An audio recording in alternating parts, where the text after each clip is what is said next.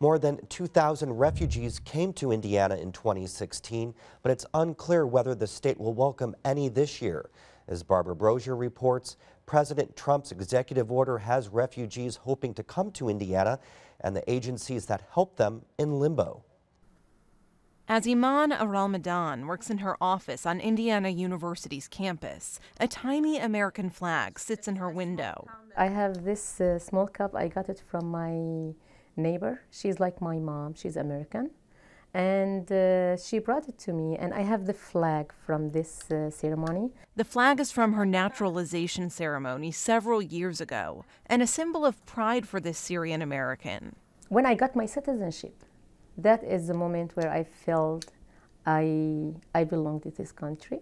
Al-Ramadan says that pride hasn't wavered this past week, despite President Trump's executive orders on immigration, which includes a travel ban for her home country and temporarily bars all refugees. All people will send us messages as, "Oh yeah, do you feel okay? Are you okay?" So all my fellow Americans make me proud and make me feel that I belong more to this country. The community Al-Ramadan now lives in was preparing to welcome up to 60 refugees this year.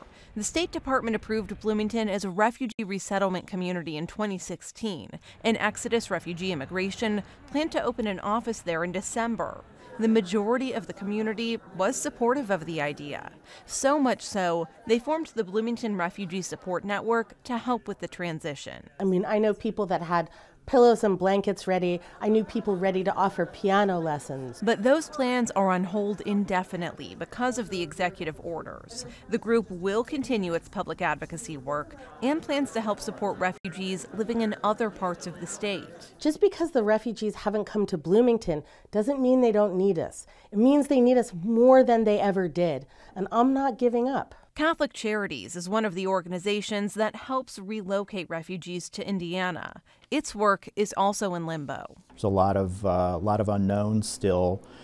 We probably had about another 290 people or so that we expected to be coming in over about the next month and a half.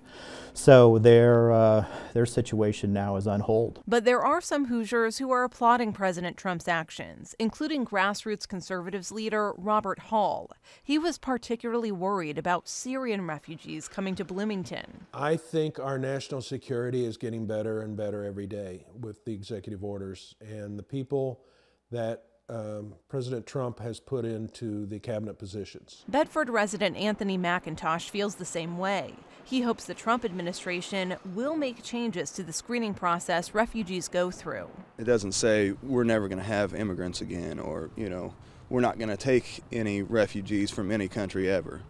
It's let's take a break and let's see where we're at and what we actually have. Refugees coming to the U.S. go through security screenings with several agencies, an intense interview process, biometric security checks, and medical screenings. That's more than any other group that enters the country.